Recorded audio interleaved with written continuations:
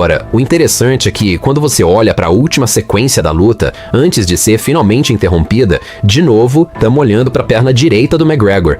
E se for para notar algo, parece até que há uma translação anterior do fêmur dele. Então, certo, sempre que o ligamento cruzado anterior, LCA, se rompe, você vai ver uma translação anterior da tíbia indo para frente.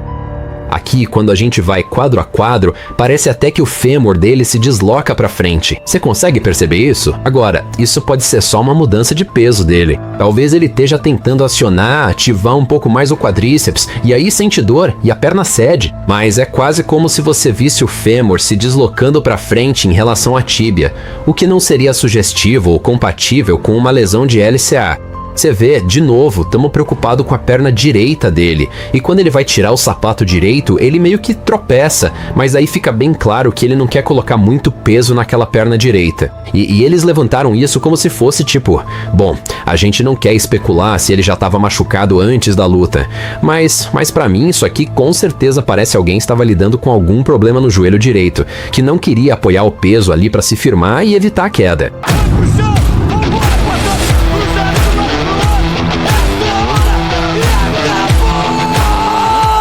Médico ortopedista especialista em lesão de joelho desmente médicos do UFC e o próprio Dana White. No vídeo passado eu trouxe nesse canal que o Dana White deu a sua opinião, incluindo nessa opinião os próprios médicos do UFC.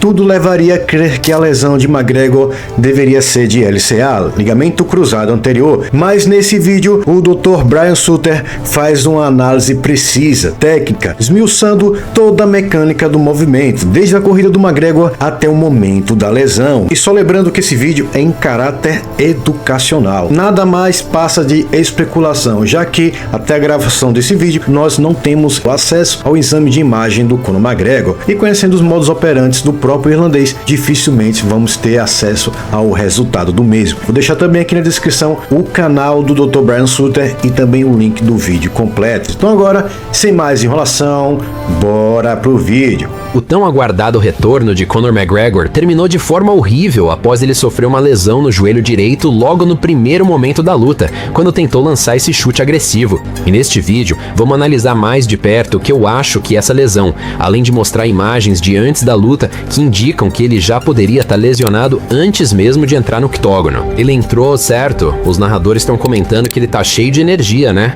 É a primeira luta dele da noite e ele vai lá e manda um chute maluco, absurdo, e cai de um jeito bem estranho com aquela perna direita. Agora, muita gente vai ver isso.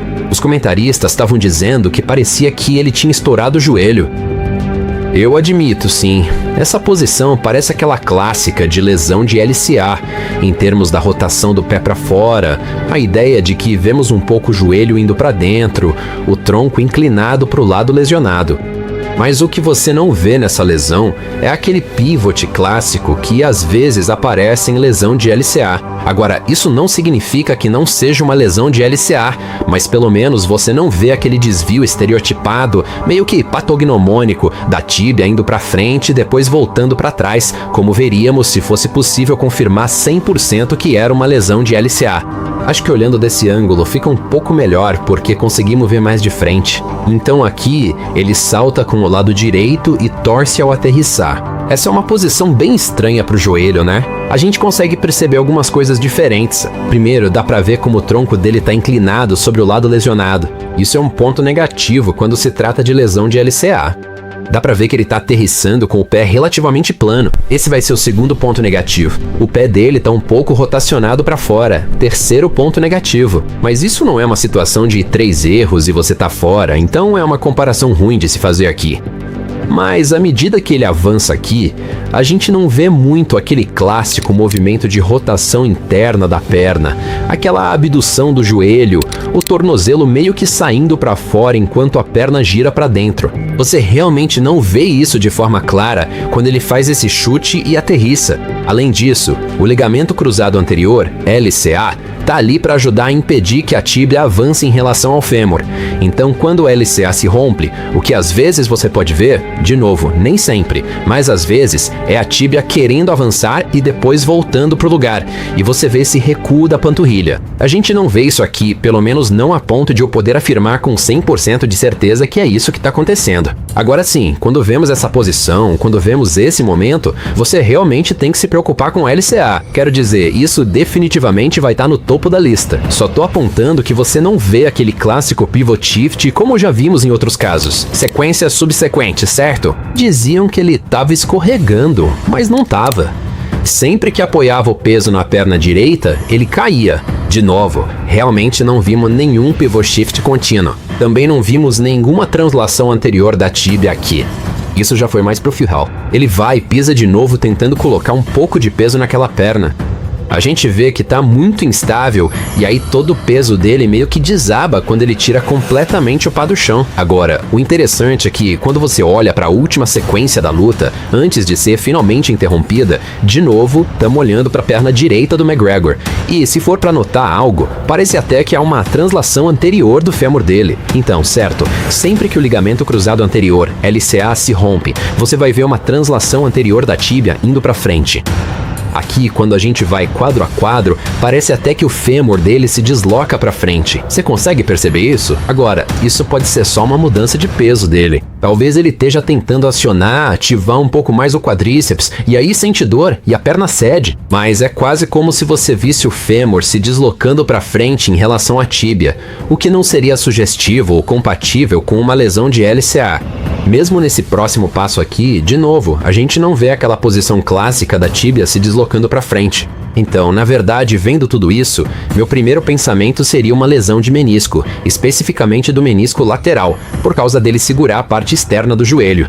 Os meniscos são aquelas duas pequenas cartilagens de amortecimento que ajudam a estabilizar o joelho, distribuir o peso por todo o joelho, e eles podem sim ser lesionados quando há um movimento de aterrissagem e torção. E aí, sempre que você continua colocando peso sobre ele, continua doendo. Isso pode continuar fazendo com que os músculos queiram inibir e desligar, e aí seu joelho acaba cedendo. Eles mostraram isso na transmissão, tipo, logo depois que a luta acabou. Você vê, de novo, tamo preocupado com a perna direita dele, e quando ele vai tirar o sapato direito, ele meio que tropeça, mas aí fica bem claro que ele não quer colocar muito peso naquela perna direita. E eles levantaram isso como se fosse tipo, bom, a gente não quer especular se ele já estava machucado antes da luta, mas para mim isso aqui com certeza parece alguém estava lidando com algum problema no joelho direito, que não queria apoiar o peso ali para se firmar e evitar a queda. Acho que isso até seria mais provável de ser algo como um menisco. Ele pode ter estado lidando com uma lesão no menisco antes de entrar para a luta.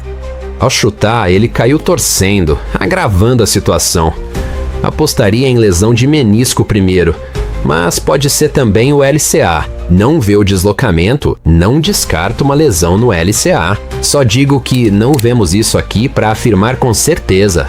Foi o que houve. Então, voltando ao topo do meu diagnóstico diferencial, na verdade é o menisco lateral, ou seja, o menisco externo. Sempre que ele aterrissa aqui, isso vai colocar muita carga e torção no joelho, o que pode irritar um menisco já lesionado ou causar uma nova lesão no menisco. De novo, porém, nessa posição, absolutamente precisamos manter uma lesão de LC no diagnóstico diferencial, mas eu acho que se fosse para vermos uma lesão de LCA, teria sido nessa posição. A gente teria visto aquele joelho girar um pouco mais. Daria para ver a tíbia. Não vou colocar o LCA como segunda opção atrás do menisco como primeira. De qualquer forma, é realmente devastador. Quer dizer, eu lembro da última luta do McGregor, sabe? Ele quebrou a perna. Então ver ele voltar aqui, seja ele já lesionado antes da luta ou se essa foi uma nova lesão, você fica se perguntando se isso vai ser o fim para ele, se ele consegue voltar de mais uma lesão. Se for só uma lesão de menisco, ainda pode ser cirúrgico, mas geralmente é um caso de tipo 3 a 6 meses no pior cenário. Às vezes é até só 1 ou 2 meses. Se for algo sério como o LC, a ausência será bem maior. E meus amigos, essa foi a análise do ortopedista Dr. Brian Sutter. Na avaliação dele, o problema pode ser mais complexo do que apenas um rompimento de LCA, mas também um rompimento do menisco lateral, dando também a possibilidade do lutador irlandês entrar para lutar já machucado. E agora, resta apenas aguardarmos os exames oficiais e o posicionamento da equipe do Conor. Também eu quero saber a tua opinião. Será que essa lesão vai afastar por muito mais tempo? Você acha que ele ainda volta a lutar? Será que ele consegue alcançar o mais alto nível do MMA? Deixa aqui abaixo seus comentários. Muito obrigado por ter ficado até o final, valeu, um abraço e até a próxima!